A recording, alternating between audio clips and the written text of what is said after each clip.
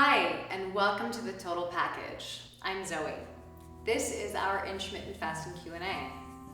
So you may have heard a lot about intermittent fasting. It's become quite popular, and on this show we're going to dive into some of your questions and answers to see if it's the right choice for you.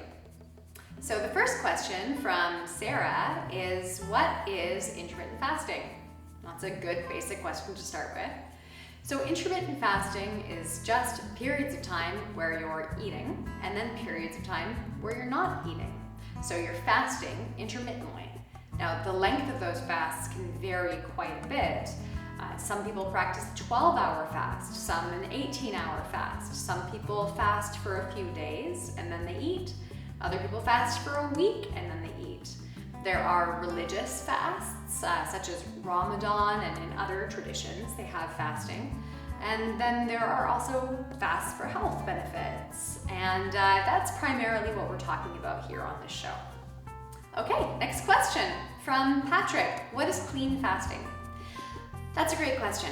So there are many different types of fasts. On its most basic level, fasting is a period of time where you're not eating. But does that include drinking? What about gum? What about smelling food? What about herbs? What about things that don't have any calories? This can get a little bit confusing.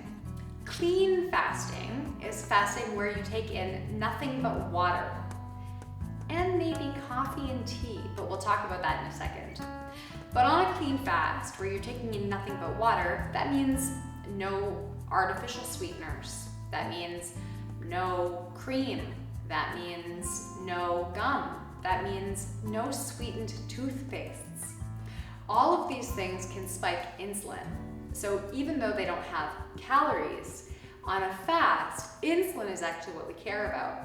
When we spike our insulin, that's when we move out of the ketosis effect or the fat burning effect that we're looking for with fasting, and instead we move into our sugar burning, and then we go on that glucose cycle where we're going up and down, up and down. So that is really clean fasting. It is fasting with water only, maybe coffee and tea. So that leads quite well into our next question from Jill.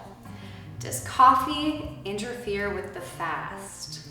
Well, Jill, that depends completely on what benefits you're looking for from the fast. Some common benefits of the fast are fat burning, ketosis, autophagy, insulin sensitivity, and AMPK. So, does it interfere with fat burning? Well, according to lab studies with mice and rats, coffee or caffeine increase fat burning, so it doesn't interfere with that. Does it interfere with ketosis? Ketosis is, again, the body's ability to go into a fat burning state for increased energy, mental clarity. Does it interfere with ketosis? No, actually, it's been shown to increase ketosis, to get us into ketosis in a little bit of a faster way. Does it interfere with autophagy, the body's ability to clean up old dysfunctional cells? No, coffee and caffeine seem to actually help with autophagy. All right, what about insulin sensitivity? In the short term, it actually makes us a little bit less insulin sensitive, but in the long term, it increases insulin sensitivity. And then our very last one, AMPK. That is adenosine monophosphate protein kinase. This is something that the body secretes to burn fat. Does caffeine or coffee interfere with that? No, it actually seems to increase AMPK. So, what do I say, Jill? I say drink your coffee. Decaffeinated coffee actually decreases your appetite more than caffeinated coffee. And I find that a little bit of coffee in the morning does seem to quell my appetite and give me a little bit of an extra boost. However, it's not necessary, and it may not come under the umbrella of super clean fasting. So you need to choose.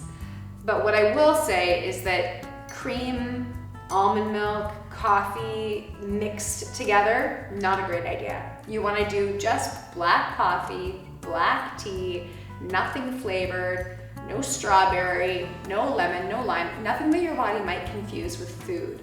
The more bitter, the better. All right, so Those are 3 questions answered for the intermittent fasting Q&A. I would love to hear the rest of your questions. Just send them in. You can write them in the comments below, or you could always hit us up on Instagram at Zoe Green Wellness. Thanks, and I'll see you next time.